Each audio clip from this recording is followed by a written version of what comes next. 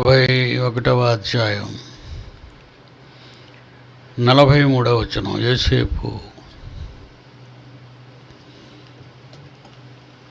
మన పూర్వీకులలో మన పితరులలో ఒకడు కనుక అతనిలో ఉన్న తండ్రిపై అంటే పరలోకపు తండ్రిపై అతనుకున్న ప్రేమ, ఆ ప్రేమను బట్టి ఆయన అనుభవిస్తూ వచ్చిన దేవుడు పెట్టిన ప్రతి పరీక్షకు అతడు నిలబడి దేవుని ఇష్టాన్ని నెరవేర్చిన, దేవుని సంకల్పానికి కారకుడుగా, ఒక కార్యకర్తగా ఆ తరంలో తన వంతు ధర్మాన్ని నిర్వహించటం అనేది చాలా గొప్ప విషయం. ఎందుకంటే కోట్ల మంది పిల్లలు దేవునికి పుట్టుకొస్తున్నారు, అందరూ మర్చిపోతున్నారండి. ఇంతకీ జ్ఞాపకాలలో ఉన్నవారు, దేవుని జ్ఞాపకాలలోనికి వెళ్ళిన వారు, దేవుని జీవగ్రంథంలో రాయబడిన వారు చాలా తక్కువ. దేవుని జ్ఞాపకాలలో ఉన్నవాళ్ళు. మోషే దేవుడితో మాట్లాడుతున్నప్పుడు ఇశ్రాయేలీలను అందరినీ చంపేస్తాను అరణ్యంలో అని దేవుడు అన్నప్పుడు మోషే, నీ జీవగ్రంథంలో నుంచి నా పేరు తీసేయి అన్నాడు. ఒకసారి అది వెతికి చూద్దాం. అసలు నిర్గమకాండం 32వ అధ్యాయం 32వ వచనం 33వ వచనం. నిర్గమకాండం 32వ అధ్యాయం 32, 33 వచనాలు. అయ్యో అయ్యో నీవు వారి పాపమును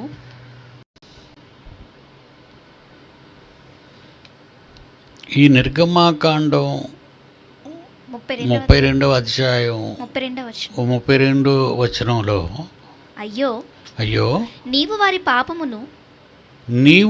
పాపమును ఒకవేళ పరిహరించితివా, ఒకవేళ ఇశ్రాయేలీలు కోపిష్టిగానే ప్రవర్తిస్తున్నారు, మీకు కోపం వచ్చినట్టుగానే చేస్తున్నారు, చాలా తప్పులు చేస్తున్నారు కనుక మీరు ఒక చిన్న ఇది ఇవ్వాలి, సడలింపు ఇవ్వాలి. ఏంటో సడలింపు? చదువు. నీవు వారి పాపమును ఒకవేళ పరిహరించావా, లేని ఎడల, లేకపోతే తండ్రి నీవు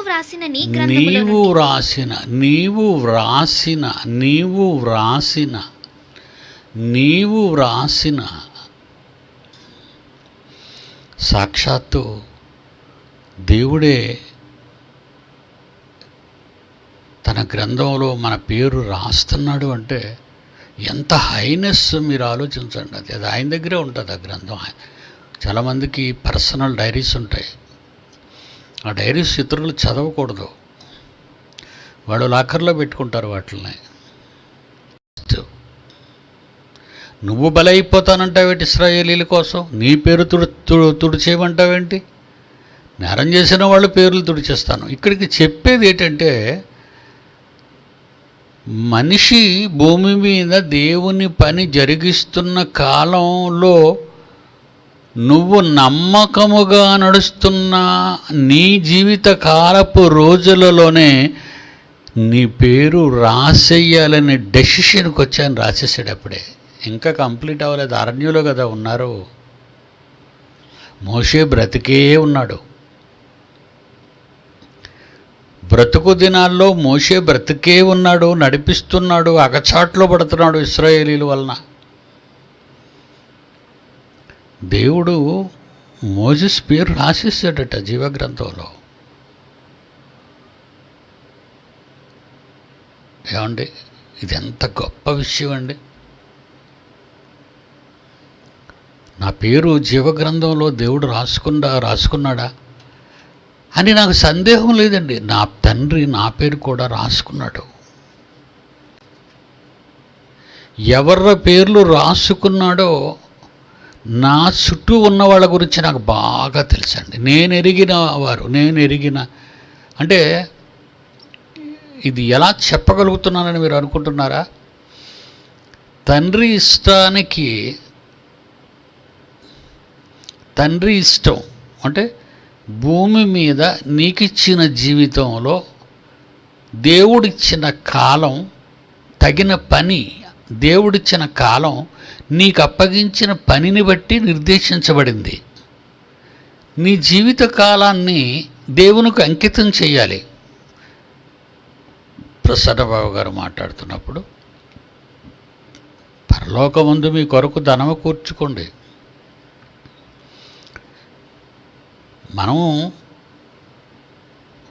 we are the citizens of heaven. ఇది మనకి పరదేశులము, యాత్రికులమై ఉన్నాము. భూమి మీదకి వచ్చాం. ఎందుకు వచ్చాం? తండ్రి ఇచ్చిన దేహంలో ఉన్న అవయవ నిర్మాణం, ఆ అవయవాల వలన మనం దేవునికి చేయవలసిన పనులు అన్నీ చేస్తున్నాం. క్యాబిన్లో కూర్చున్నారు, కంప్యూటర్స్ చూసుకుంటున్నారు, ప్రొజెక్టర్ స్క్రీన్ చూసుకుంటున్నారు, నెట్ బాగా వెళ్తుందో లేదో చూసుకుంటున్నారు, ఏవైనా వాళ్ళ కంప్లైంట్స్ వచ్చాయేమో చూసుకుంటున్నారు. ఇక వాక్యం ఎంచుకోవటం. మీ వాక్యం సరిగ్గా చెప్పగలుగుతున్నావా? ప్రజలకు అర్థమయ్యేటట్టుగా చెప్తున్నావా? మా గురించి ఏమైనా గొప్పలు చెప్పుకుంటున్నావా? తండ్రి ఇష్టాన్ని సంపూర్తిగా అధికారికమైన బోధగా చెప్తున్నావా? లోపాయికారంగా లొసుకుతో ఏవైనా తప్పుడు బోధలు ఏమైనా చేస్తున్నావా? అది మేము నిర్ణయించుకున్నటువంటి ఆలోచనలు అవన్నీ. నా పిల్లలందరూ కూడా బోధించే ప్రతి ఒక్కరితో అదో చెప్తాను. మీరు మీ మాట అవునంటే అవును, కాదంటే కాదు. Where Bible speaks you speak, that's all. Bible మాట్లాడనే చోట మీరు మాట్లాడకండి, చాలా ప్రమాదం. పరిశుద్ధాత్మనికి వ్యతిరేకంగా పాపం చేయడానికి ఈ తరంలోనూ లేదు, రాబోయే తరంలో లేదు. ఎంత బయట పరిశుద్ధాత్మ దేవునికి ఏ తప్పు చేస్తున్నాను? పరిశుద్ధాత్మతో రాయబడిన, పరిశుద్ధాత్మ ప్రేరణతో రాయబడినది బైబిలు. పరిశుద్ధాత్మ ప్రేరణతో రాయబడినది. దేవుడు చెప్పగా తండ్రి పలికించిన మాటలు పరిశుద్ధాత్మ ప్రేరణ నీకిచ్చి నీ చేత రాయించాడు. మోషే దగ్గర నుంచి ప్రకటన గ్రంథం రాసిన యోహాను వరకు కరెక్ట్గా ఏం చెప్తున్నాడో అవి విని రాయాలి. Adjustment, no twisting, no false subject. తప్పుడు సబ్జెక్టులు చెప్పకూడదు. కనుక దేవుని వాక్యంలో మనుష్యులు భూమి మీద చేయవలసిన దేవుని పనులు తరాల బట్టి ఏ పని నీకు అప్పగించాడో ఆ పనిలో నేను ఉన్నావా, లేకపోతే ఇతర పనులకు ఎక్కువ టైం ఇచ్చేసి ఏదో లాస్ట్ 1 minute 2 minutes అంటే ఒక 100%లో ఒక 5% 2%గా దేవునికి ఏమైనా ఇస్తున్నావా నువ్వు పని చేయటానికి? నీ కాలాన్ని కానీ, నీ ఆరోగ్యాన్ని కానీ, నీ కష్టాన్ని కానీ. లోకం కోసం 90% ఆలోచించి 10% దేవుని కోసం నువ్వు ఆలోచిస్తే ఫెయిల్డ్. నీకు 10 మార్క్స్ వస్తే ఎలా పాస్ అవుతావు? కనుక నా చుట్టూ ఉన్న నా పిల్లలను నేను అబ్జర్వేషన్లో పెట్టుకుంటాను. వాళ్ళు ఎలా ఉన్నారు? ఒకడు ఉండేవాడు, వాడు ఎప్పుడు దేవుడి పనిలో చాలా చక్కగా నమ్మకంగా ఉండేవాడు. విదిన్ ఫ్యూ మంత్స్ అది ఇంకా లాక్డౌన్ ప్రారంభించక ముందు ఆరంభించాడు ఒక తప్పుడు పని, అది కొనసాగిస్తున్నాడు. వాడు ఇప్పుడు దేవుడి పనిలో లేడు. ఎందుకంటే వాడిని టర్న్ చేసేసింది, వాడు మైండ్ టర్న్ అయిపోయింది. దీనిలో వాడు చుట్టూ ఉన్న స్నేహితులు కారకులు. ఈ తప్పుకి తమ మద్దతును తెలియజేసిన పెద్దలు ఉన్నారు, ఫ్రెండ్స్ ఉన్నారు. ఎవరు కూడా నాకు తెలియకుండా సైలెంట్గా పెట్టేశారు దాన్ని. వాళ్ళందరూ నేరస్తులే. కానీ వాడు ఎంతో చక్కని వాడు, బుద్ధిమంతుడు, వాక్యం చెప్పడానికి, నెట్లో మాట్లాడడానికి వాడి పేరు కూడా వేయించేశాను. అది అలాంటి టైంలో వాడు దెబ్బ తీసింది సాతాను వాడిని. ఇంకా వాడు పనికిరాడు. ఆల్రెడీ క్షమాభిక్ష పెట్టాను, మళ్ళా చేర్చుకున్నాను, మళ్ళా టూ మచ్ అయిపోతున్నాడు. అంటే వాడికి దేవునికి పనికిరాడు. వాడికి ఆడి పేరు ఉందా లేదా అని ఇప్పుడు నన్ను అడిగితే లేదు, ఇంకా రాయడానికే వాడు పనిలో దిగలేదు, తండ్రి పనిలో దిగలేదు వాడు. ఇలా తండ్రి పనిలో దిగుతూ తండ్రి పని చేయక, తండ్రి కొరకు పని చేయక, లోకం కోసం బ్రతుకుతూ ఉండిపోయేవాళ్ళు ఉన్నారే, వీళ్ళెవ్వరి పేర్లో ఉండవు. చూసారా, పేరు రాయబడడం అంటే నీ కష్టం మీద ఆధారపడి ఉంది. డబ్బులు కూడబెట్టడం అంటే నీ కష్టం మీద ఉంది కదా. నువ్వు 4 రాళ్ళు సంపాదించాలంటే ఎక్కువ కష్టపడాలి. ఒక ఇల్లు కొనుక్కోవడానికి కష్టపడతావు, పెళ్లి చేసుకోవడానికి కష్టపడతావు, పొలం కొనుక్కోవడానికి కష్టపడతావు, కుటుంబ ఖర్చుల కోసం కష్టపడతావు. దేవునికి ఏం కష్టపడుతున్నావు? నీ కష్టార్జితంలో దేవునికి ఎంత పర్సెంట్ దేవునికి ఇవ్వగలుగుతున్నావు? ఒక విధవరాల గురించి మాట్లాడుతున్న యేసుక్రీస్తు వారు భూమి మీద ఈ పేద విధవరాలు ఇక్కడ ఉన్న వారు అందరికంటే ఎక్కువ ఇచ్చినని మీతో చెప్పుచున్నాను. ఎలాగెక్కువ తండ్రి? వారు తమకున్న దానిలో నుండి ఇచ్చారు, చాలా ఎక్కువ ఉంది, అందులో ముష్టి పడేశారు ఇక్కడ. కానీ ఈమె తన విధవరాలై ఉండి ఆమె జీవనానికి ఆ రాత్రికి భోజనం ఉంటుందో ఉండదో తెలియకపోయినా ఆ 2 కాసులు తీసుకొచ్చేసి ఆ పెట్టెలో వేసింది, అందరికంటే ఎక్కువ ఇచ్చింది. ఇది దేవుని క్యాలిక్యులేషన్స్ ఇవి. నువ్వు దేవుని కొరకు ఏం చేయగలుగుతున్నావు? ఆయన మరి నీ పేరు రాయాలి కదా. అలా దేవుని జీవగ్రంథంలో పేరు రాసుకుంటాడు. అది ఆయన సముఖంలో ఆయన దగ్గరే ఉంటుంది. ఆ జీవగ్రంథంలో మీ పేర్లు ఉన్నాయో లేదో తెలుసుకోవాలంటే మీరు చేసే పనులు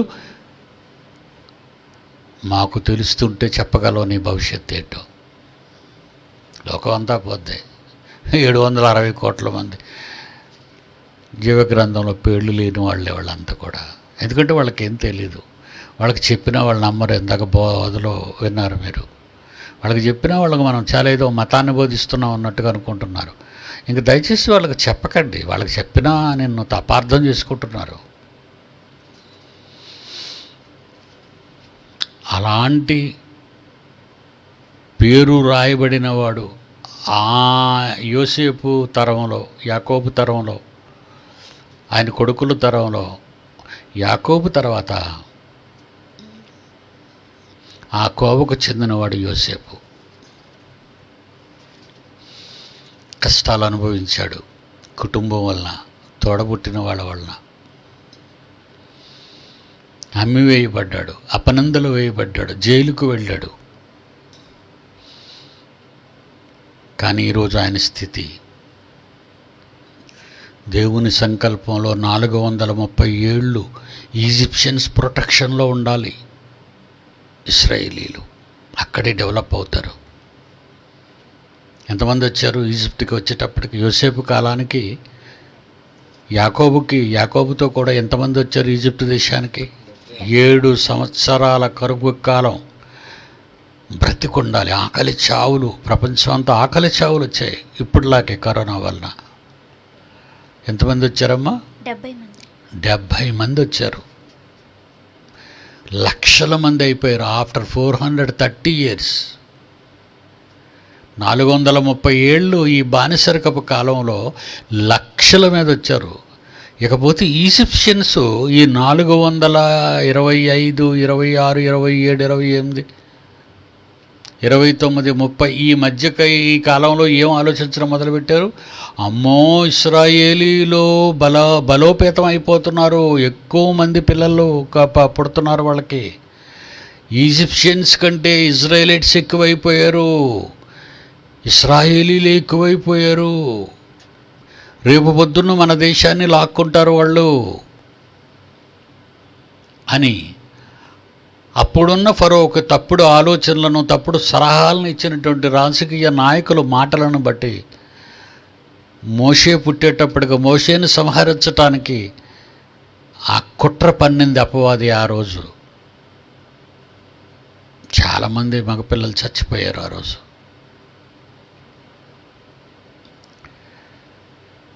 ఈ సంకల్పం, దయా సంకల్పం, ఈ ప్లాన్ జరగాలంటే యోసేపు కావాలి. పాలస్తీనా నుంచి 70 మంది యాకోబు కుటుంబీకులు రావాలి. 430 ఏళ్ళు దేవుని గురించి వాళ్ళు అక్కడ ఉండాలి. ఆ తర్వాత మోషే నాయకుడిని పుట్టించాలి. వీళ్ళందరినీ పాలుతీర్లు ప్రవహించే దేశానికి 430 ఏళ్ల తర్వాత, 40 సంవత్సరాల అరణ్య ప్రయాణం తర్వాత, 430 + 40 470 సంవత్సరాల తరువాత వీడు పాలస్తీనాన్ని చేరుకున్నారు. ఇది సంకల్పం. కనుక ఈ జనాంగాన్ని కాపాడాలంటే అన్నం పెట్టేవాడు కావాలి, ఆదరించేవాడు కావాలి. అమెరికా అవసరం తీరిపోగానే అందరినీ పోమంటుంది. గల్ఫ్ దేశాల అవసరం తీరిపోగానే అందరినీ పోమంటుంది. మీరు ఏ దేశంలోనైనా అదే పరిస్థితి. ప్రపంచ దేశాల్లో వెళ్ళిపోండి, మా దేశంలో ఉండకండి. చివరికి మన భారతదేశంలో కూడా క్రైస్తవుల్ని, ఇస్లాం వాళ్ళని వెళ్ళిపోమంటున్నారు. అందులో మనం పుట్టిన ఈ దేశం, వీళ్ళు ఇంకా దారుణంగా మారిపోయారు. వీళ్ళు ఏవో పగలు పెట్టుకున్నారు. ఈ రాజకీయంలో వచ్చిన పగలు, దేశానికి వచ్చిన స్వాతంత్ర సమర రంగంలో జరిగిన కొన్ని కుట్రలు, మూలస్తంభాలుగా ఆనాడు బ్రిటిష్ గవర్నమెంట్తో పోరాడినటువంటి మన భారత సమరయోధులు జైళ్ళకి వెళ్ళారు, చంపబడ్డారు, కొట్టబడ్డారు.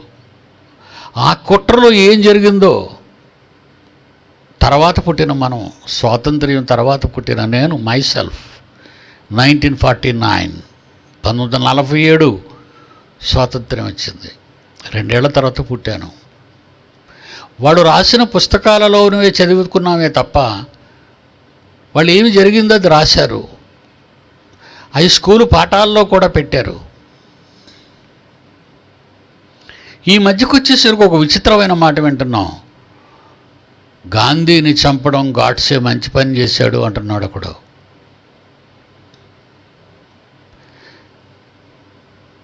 గాంధీ చనిపోయి స్వాతంత్రం వచ్చిన తర్వాత అనుకుంటూ గాంధీ చంపబడ్డాడు. గాంధీ చనిపోయి ఇప్పటికి ఎన్ని సంవత్సరాలైంది? Above 70 years. ఈ 70 ఏళ్లలో ఎవడో ఏదో చరిత్ర రాశాడని అది నిజమని నువ్వు ఎలా నమ్ముతున్నావు?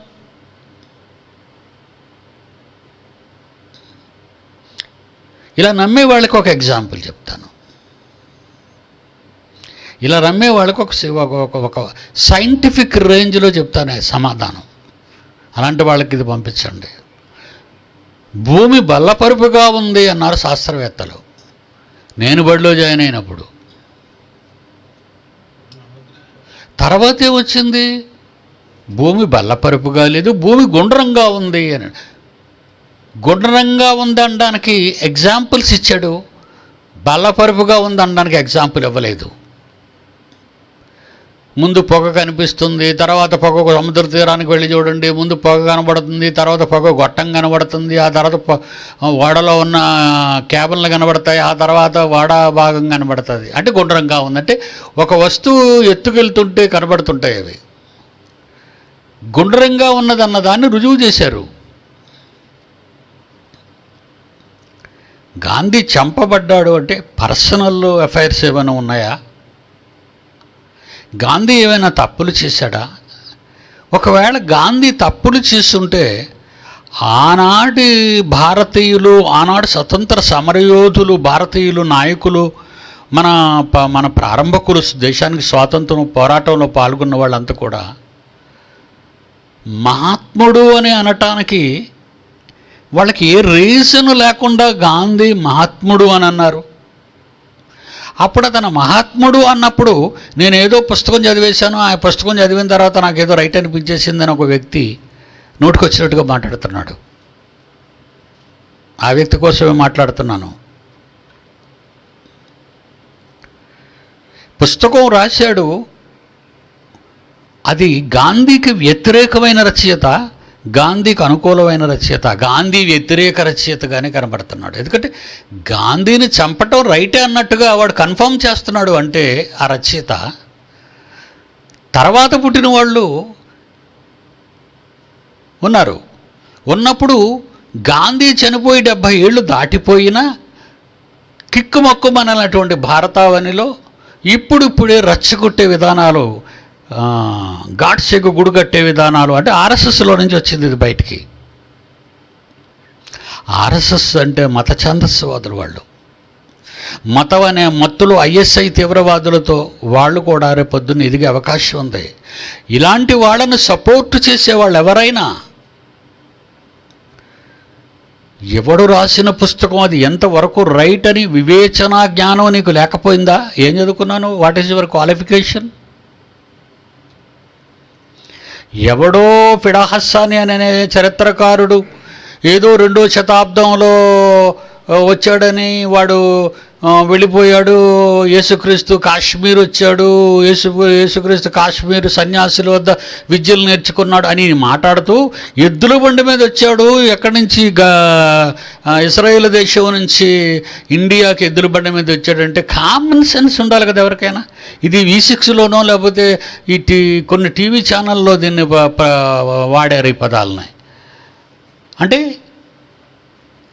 ఒక మహానుభావుణ్ణి, ఒక శకపురుషుని మీద నింద వేయటానికి, అసలు ఎద్దుల బండి మీద వచ్చాడనడానికి నేను అడుగుతానండి, నీకు అసలు ఎన్ని నదులు ఉన్నాయి పాలస్తీనా దేశానికి, ఇండియా కాశ్మీర్కి రావడానికి? పర్వత శ్రేణులు ఏటేటు ఉన్నాయి, సముద్రాలు ఏటేటు ఉన్నాయి, నదులు ఏటేటు ఉన్నాయి. ఇది ఎద్దుల బండి మీద వచ్చే అవకాశం ఉందా? రాసేసానంటే ఎలాగవుతుంది? ఏదో రాసిస్తే రైట్ అయిపోద్దా? పట్టాభిరామ్ అనే అతను ఒక 35 ఏళ్ల క్రితం యేసుక్రీస్తు గురించి ఒక మాట రాసి, ఆయన పుట్టినప్పుడు మరియమ్మ గుడ్లు వండేసుకున్న గుడ్డు గులకలు, పువ్వులు, కొన్ని జెండాలు కట్టింది, అదే క్రిస్మస్ ట్రీ అంటారు దాన్ని, వెలిగించి పెట్టింది అన్నాడు. అదేనండి, సైకాలజిస్టా, సైకియాట్రిస్ట్ వేమూరి కాదు పట్టాభిరామ్. అతనికి వెంటనే ఒక లెటర్ రాశాను. ఏమంటే 2000 ఇయర్స్లో క్రీస్తు పుట్టాడు, మరియమ్మేమో ఆ సర్వే చెట్టు కొమ్మ తీసుకొచ్చింది, దాని మీద గుడ్డు గులకలు తగిలించింది, ఇవన్నీ మీరు చూసారా అన్నాను. మీరు చూసారా? ఆఫ్టర్ 2000 నువ్వు పుట్టావు, నీకంటే ముందు 2000 ఇయర్స్ బ్యాక్ ఆయన పుట్టాడు. పుట్టినప్పుడు ఏం పెట్టారు? ఏం టిఫిన్ పెట్టారు? ఇడ్లీ పెట్టారా, దోశ పెట్టారా, చికెన్ పెట్టారా? ఇవన్నీ మీకు ఎవరు చెప్పారంటే ఒక క్యాథలిక్ బిషప్ గారు రాశారండి, సమాధానం ఇచ్చాడండి. నేను క్రైస్తవ అభిమానినండి, నేను దయచేసి నన్ను క్షమించండి, ఆయన రాశాడని నేను రాశాను కానీ నేను రాసింది కాదండి అని ఎస్కేప్ అయిపోయాడు. అది సింహగర్జనలో ఉంటుంది, చదవండి ప్రతిదీ. సింహగర్జనలో ఉంటుంది. సమాధానం ఇచ్చాడు. ఆ లెటర్ కూడా ఇప్పటివరకు నా దగ్గర ఉంది, ఉంచాను, రేపొద్దున ఎవరైనా దబాయిస్తే. కనుక స్వాతంత్ర్యం వచ్చే నాటికి గాంధీని చంపడం గాడ్సేది రైట్ అనిపిస్తున్నట్టుగా ఉన్నది అనుకో, డబల్ గేమ్ ఆడుతున్నాడు, డబల్ వాయిస్, 2 టంగ్స్. ఆయన మహాత్ముడేనండి, మహాత్ముడేనండి, అతను చంపడం రైటేనండి, అదా నీ ఉద్దేశం, నీ వాదం. అసలు నీ డేట్ ఆఫ్ బర్త్ ఎప్పుడు? బహుశా నాకంటే మీ అన్నయ్య చిన్నోడు, నువ్వు చిన్నోడవే. వద్దు,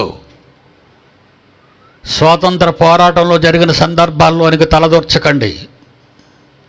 వాళ్ళు మన దేశం కోసం ముందుగా పుట్టి ప్రాణాలు అర్పించిన ప్రాణదాతలు వాళ్ళు.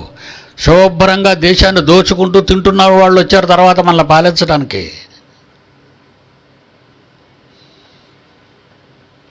కనుక ఒక వాస్తవాన్ని తెలుసుకోవాలంటే చరిత్రలోకి వెళ్ళి, ఆ చరిత్ర రాసిన వాడు ఫాల్స్ మ్యానా, ఎగనిస్ట్ పర్సనా, అనుకూలమైన పర్సనా? 70 ఏళ్ల కాలం పట్టిందా? అందుకైనా గాంధీని ఆర్ఎస్ఎస్ ఆవిడ ఒక ఆడది రక్తపు ప్యాకెట్ పెట్టి గాంధీ గుండె దగ్గర పిస్టల్తో కాల్చింది. అందుకైనా ఆర్ఎస్ఎస్ వాళ్ళు అతనికి గుడి కట్టించాలనుకుంటున్నారు. మీరు ఎందుకు గుడి కట్టించాలనుకుంటున్నారో ప్రజలకు తెలియచేయండి. ప్రజలందరికీ 135 కోట్ల మంది ఉన్నారు. అతని ఫోటో లేకపోతే నీ జోబులో కాగితానికి విలువ లేదు. అందరినీ అంటున్నానండి, ఎవ్రీబడి. ఈరోజు 4 కాసులు ఉన్నాయి కదా అని నువ్వు నోరు పారేసుకుంటే నీ కాసుల మీద ఉన్న బొమ్మ ఆయిందే.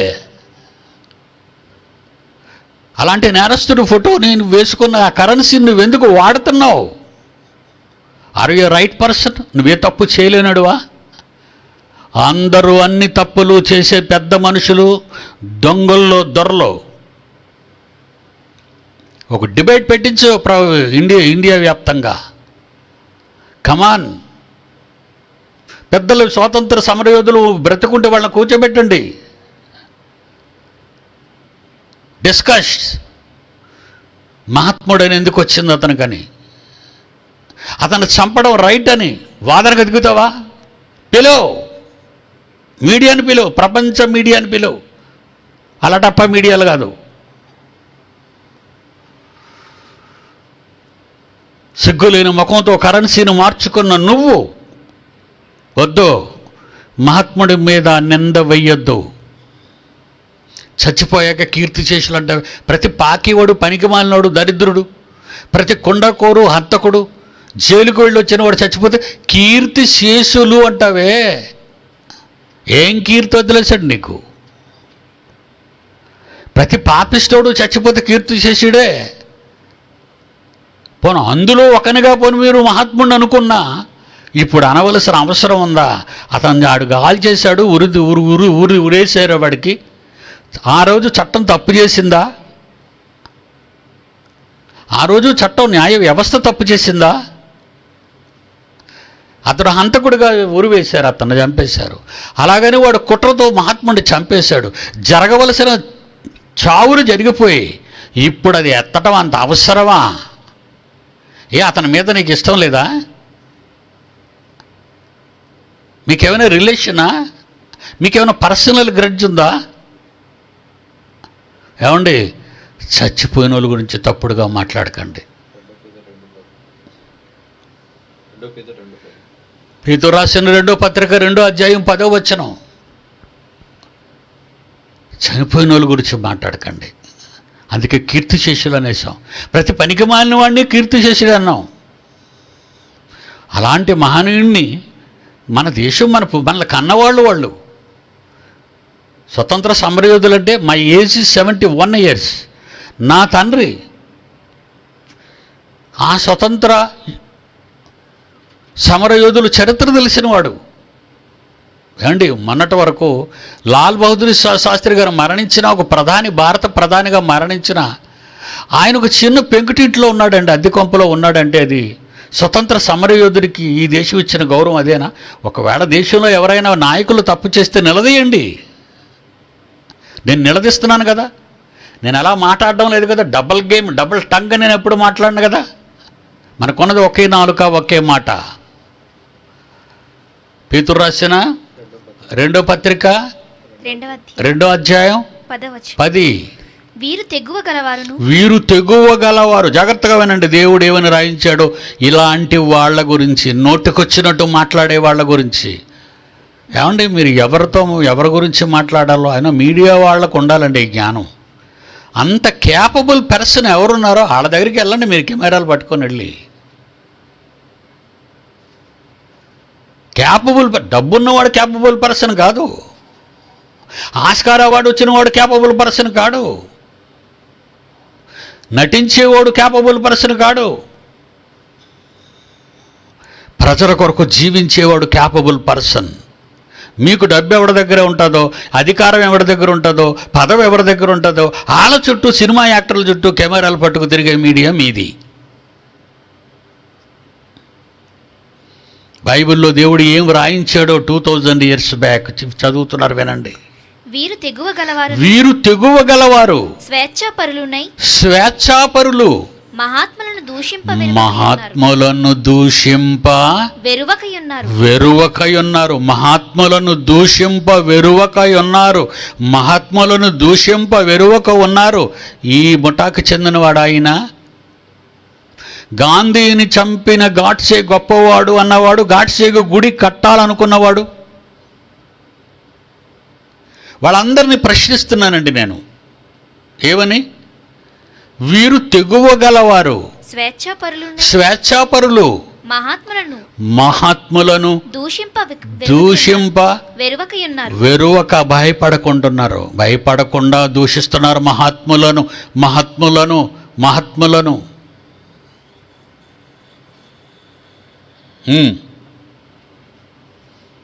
బైబిల్లో ఉన్నమాట అండి. Bible is not ordinary book. దేవుడు రాయించిన పుస్తకం. నీ మెంటల్ పరిస్థితి ఎలా ఉందో చెప్పేస్తుంది అది.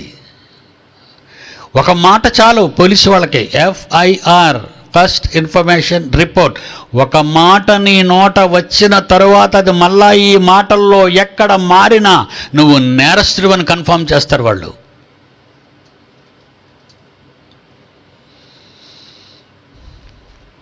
ఆలోచించండి. మహానాయకులు పుడతారు. కొంతమంది చరిత్రకు వస్తారు, కొంతమంది చరిత్రకు రారు. ఆ రోజు వాళ్ళతో పోరాడడానికి ఒక భగత్ సింగ్ ఆయన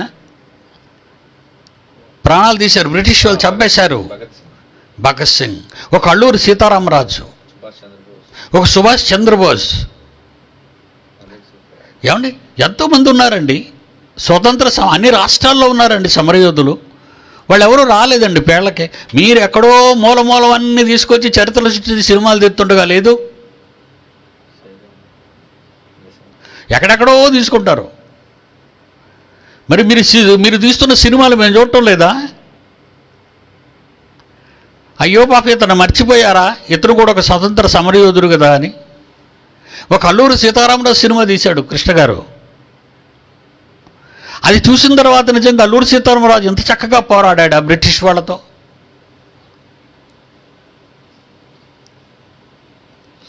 వాళ్ళు మన దేశం కోసమే కదా వాళ్ళు ప్రాణాలు వడ్డారు, అలసిపోయారు. ఏమండి, అది ఎంత వృద్ధాప్యం అండి మహాత్ముడిది, గాంధీ మహాత్ముడిది. అంత వృద్ధాప్యంలో కర్ర పట్టుకొని నడుచుకుంటూ బ్రిటిష్ వాళ్ళతో పోరాటానికి దిగిన మహాయోధుడు కదండి, నాయకుడు కదండి.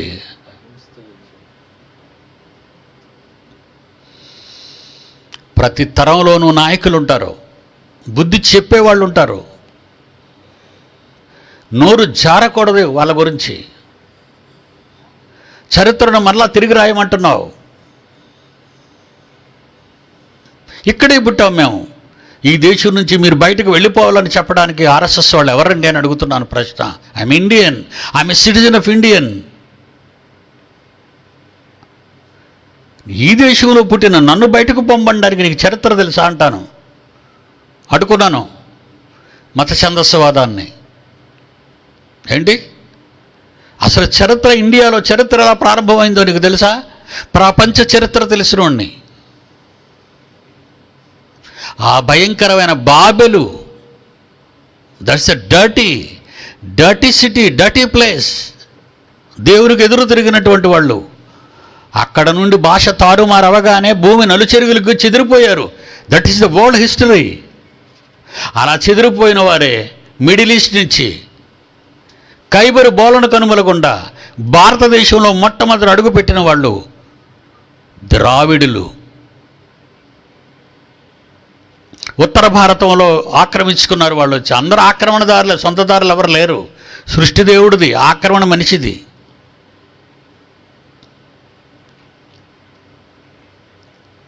ఆ తర్వాత ఆర్యులు. అప్పుడు ఆర్యులు తెలివైన వాళ్ళు కనుక ద్రావిడుల్ని వెనక్కి నెట్టేశారు దక్షిణ భారతానికి. అలా ఆర్యులలోనో ద్రావిడుల్లోనో మన పూర్వీకులు ఉన్నారు.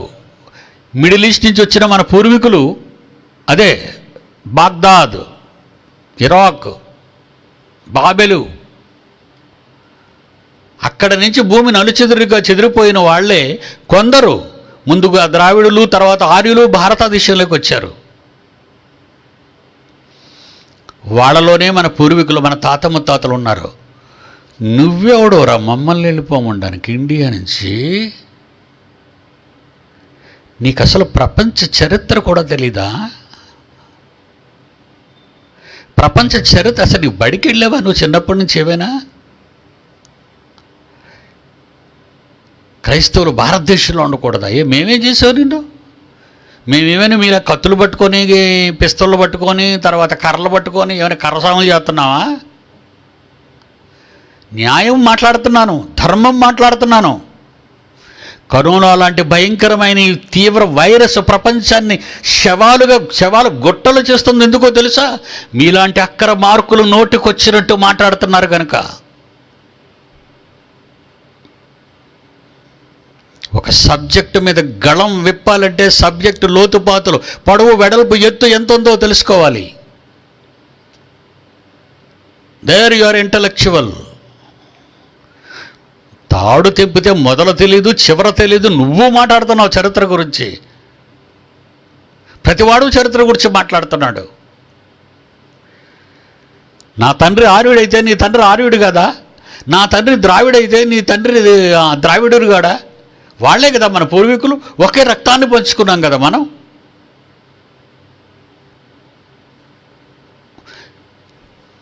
తెలియకుండా నోరు పారేసుకోకండి, వద్దు. భయంకరమైన కరోనా ఎందుకు వ్యాప్తి చెందుతుందో మీకు అర్థం కావట్లేదు. లేపేస్తాడు. పెట్టలో పిల్లు, పాములు తినడం వల్ల కాదు. అక్రమార్కులు ఆగడాలని ఆపాలి, అక్రమార్కులు ప్రాణాలను తీయాలి. అది దేవుడు చేస్తున్న యుద్ధం. ఆల్రెడీ నేను చెప్పాను లాస్ట్ ఇయర్ అంతా ఇదే ప్రసంగం. ఇప్పటికైనా మనసులో మార్చుకోండి. Keep quiet. నీ ప్రాణం తీయటం క్షణం, నిన్ను మాయ చేయటం ఒక క్షణం. దేవుడికి మునిగిపోతావు.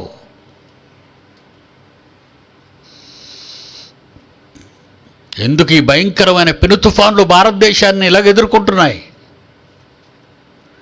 ఎందుకు ఉత్తర భారతంలో ఎందుకు భూమి మాటిమాటికి కదిలిపోతుంది? ఎందుకు కాఠ్మండ్లో చారిత్రాత్మకమైన కట్టడాలు కూలిపోతున్నాయి? బెంగళూరులో భూకంపం, ఆంధ్రాలో భూకంపం, చెన్నైలో భూకంపం, ప్రకంపనలు, భారతావనిలో ప్రకంపనలు, అమెరికాలో ప్రకంపనలు, ఆస్ట్రేలియాలో ప్రకంపములు, ప్రపంచ దేశాలలో అన్ని ప్రకంపనలే. భయంకరమైన ఉప్పెనలు, వరదలు, వడగళ్ళు, నిప్పులు కురుస్తున్నాయి ఇప్పుడు. ఎందుకర్రా నోరు బారేసుకుంటారు? తిన్నగా మంచిగా నడవండి. మీరు చేస్తున్న పాపాలకు స్వస్తి చెప్పండి. కనీసం మనిషిగానైనా బ్రతకండి. మృగంగా ఉండకూడదు. కులాలని, మతాలని, ప్రాంతాలని, ఒకే మనిషి మధ్య ఎన్ని సృష్టించాడు దుష్టుడు. విభజించి పాలన బ్రిటిష్ వాడిది కాదు, ప్రతి మనిషిది అదే. ఏదో రకంగా పొరుగుడు పచ్చగుంటాడు, పొయ్యిలో ఇది బొయ్యాలనుకుంటాడు. మారండర్రా, ఒక మనిషిగా బ్రతకండర్రా. ఎదురుగా వస్తున్న వాడిని ఎద్దుగుద్దేసినట్టుగా నువ్వు అలాగే ఉంటాయా నీ మాటలు, నీ ప్రవర్తన? మృగంగా బ్రతక్కు. అలాంటి దేవుని దయాపూర్వక సంకల్పాన్ని నెరవేర్చడానికే యోసేపు ఆ తరంలో పుట్టాడు. అది ఆయన చరిత్ర. అప్పటి నుంచి 430 ఏళ్ళు చరిత్ర ఈజిప్ట్లో ఉంది వాళ్ళకి. చారిత్రాత్మకమైన ఆధారాలతో చూపిస్తున్నాను మీకు. 40 సంవత్సరాల అరణ్య ప్రయాణాన్ని కలిపితే 470 ఏళ్ళు. 470 ఏళ్ల తర్వాత, 470 ఏళ్లకు ముందు 70 మంది వెళ్ళిన ఇశ్రాయేలీలు 470 ఏళ్ల తర్వాత లక్షల మందిగా వచ్చారు. దేవుడు వాగ్దానం చేసిన పాలుతేనెలు ప్రవహించు పాలస్తీనా దేశానికి. ఇందులో ఒక మోషే, ఇందులో ఒక యెహోషువ, ఎందరో ఉన్నారు కారణ జన్ములు. దేవుని గ్రంథములో రాయబడిన వారు. అందులో ఒకడు యోసేపు. దేవుడు ఆయన గణపరిచే విధానం, లక్షల మంది ఇశ్రాయేలీయుల్ని పెంచవలసిన బాధ్యత ఈజిప్టు దేశపు భుజస్కంధాల మీద వెయ్యాలనుకున్నాడు దేవుడు. బానిసలుగానైనా బ్రతకాలనుకున్నారు ఆనాడు ఇశ్రాయేలీలు. ఆకలి చావులు లేవు వాళ్ళకి. ఈరోజు మన భారతదేశంలో ఆకలి చావులు. భారతీయులంతా ఆయా రాష్ట్రాల నుంచి పెద్ద పెద్ద పట్టణాలకు వెళ్ళి నడుచుకుంటూ ఆకలితో కిలోమీటర్లు, వేల కిలోమీటర్లు నడుచుకొని వెళ్ళారు. జాలేస్తుంది వాళ్ళని చూస్తుంటే. మన దేశంలో ఆకలి చావులు ఉన్నాయి. కట్టు బానిసలుగా యజమానులు వాడుకున్నారే తప్ప వాళ్ళు పనిచేసే కూలి కూడా చేతికి ఇవ్వకుండా బయటకు తగిలేశారు లాక్డౌన్లో. 135 కోట్ల మంది భారతీయులు కన్నీరు దేవునికి వినబడదా? కనబడదా? దేవునికి చేరుతుంది. అందుకే కరోనా పెరుగుతుంది. మీకు అది తెలీదు, మీకేమీ తెలీదు. డాక్టర్ ఏమో దేవుడు నీకు. ఎందుకు భారతావనిలో పెరిగిపోతుంది కరోనా? నీ మనసు మారనంత వరకు మనిషి తన మురగత్వాన్ని వదులుకొని క్యారెక్టర్, ఒక మానవత్వం ఉన్న మనిషిగా మారాలి. 135 కోట్ల మంది భారతీయుల్లో ప్రతి భారతీయుడు. వాళ్ళండి దేవుళ్ళు అవుతారు. దోచుకునేవాడు దోచుకుంటూనే ఉన్నాడు, చంపేవాడు చంపుతూనే ఉన్నాడు, పాడు చేసేవాడుగానే ఉంటున్నాడు. No change in human characters.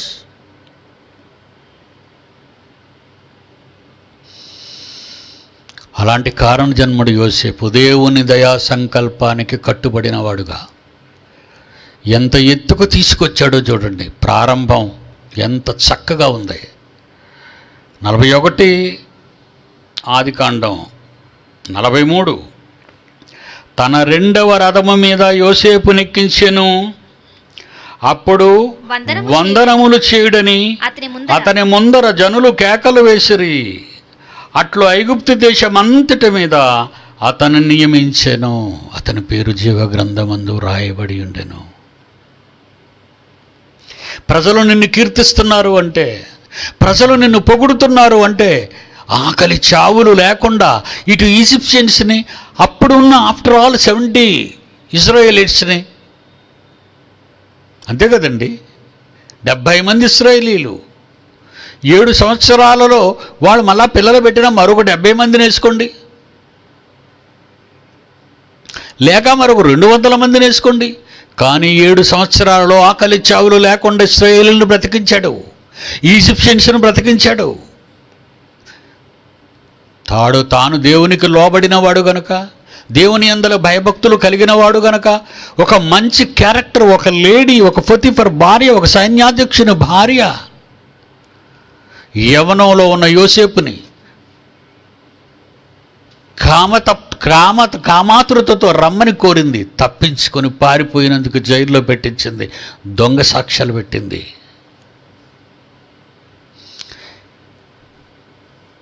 Character person. జీవగ్రంథమందు పేరు రాయబడి ఉన్నది. స్త్రీని చూడగానే తప్పుగా ఆలోచించి నీ చెత్త కళ్ళు, నీ చూపు, నీ దృష్టి, నీ మైండ్, ఒక ఆడదాన్ని చూడగానే నోటుకొచ్చినట్టు మాట్లాడే నీ నోరు, ఒక మహాత్ములను దూషించి ఈ నోరు, గొప్పవాళ్ళని చెడ్డగా మాట్లాడడం, అవమానించి మాట్లాడడం, నీ నోరు, నీ క్యారెక్టర్, నీ mind total disturbed human being. చెడిపోయిన మనస్సాక్షి కలిగిన వాళ్ళు. ముందు మానవత్వాన్ని మార్చండి. మృగాలుగా ఉన్న మనుష్యులు, రక్తానికి అలవాటు పడిన నరులు మనుష్యులుగా, దైవాలుగా మారేటట్టు మంచి మాటలు నేర్పించండి దేశానికి. అది చెయ్యరు. ఇతనేదో పెద్ద నీతిమంతుడు, అతనేదో పెద్ద నీతిమంతుడు, అందరి మీద కామెంట్లే. పోరు నువ్వు పుట్టావా, అప్పటికే నువ్వు వాళ్ళ మధ్య ఉన్నావంటే అది లేదు.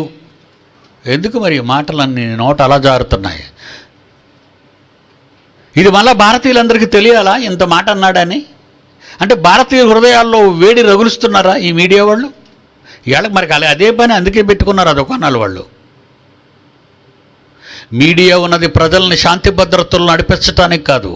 మీడియా ఉన్నది ప్రజాస్వామ్య దేశంలో సమాజాన్ని స్థాపించటానికి. కలం కాదు మాది బలం, ఏదో చెత్త డైలాగులు వేసుకొని మీడియా పెట్టి నడిపించటం కాదు. నీ చేతనైతే నువ్వు కోట్లు పెట్టుబడి పెట్టి ఛానల్ పెడితే సమాజాన్ని బాగు చేసే కార్యక్రమాలు ప్రసారం చేయి. అవి చెయ్యు.